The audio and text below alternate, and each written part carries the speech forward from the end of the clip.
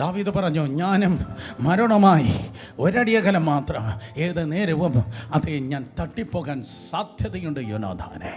എൻ്റെ അപ്പൻ എന്നെ ഉപേക്ഷിച്ചു. കുറേ ആടുമായിട്ട് ഈ മരുഭൂമി ഞാൻ പ്രവേശിച്ചതാ.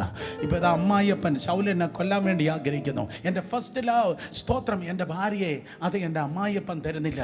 ഞാനിതാ മരുഭൂമി കിടന്ന് ശരീരത്തിലും മനസ്സിലും ഒരുപോലെ കഷ്ടപ്പെടുകയാണ്. മരണവും ഞാനുമായി ഒരടിയകലം മാത്രം.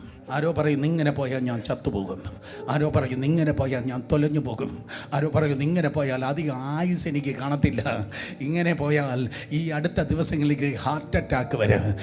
ആരോ പറയുന്നു ഇങ്ങനെ ആയാൽ അധികം ആയുസ് എനിക്ക് കാണുകയില്ല.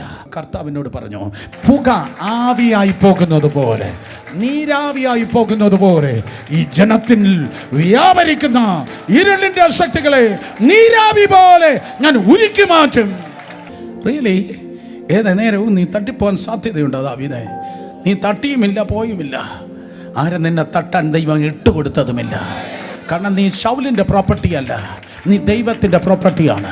നീ ദൈവത്തിൻ്റെ അഭിഷിക്തനാണ്.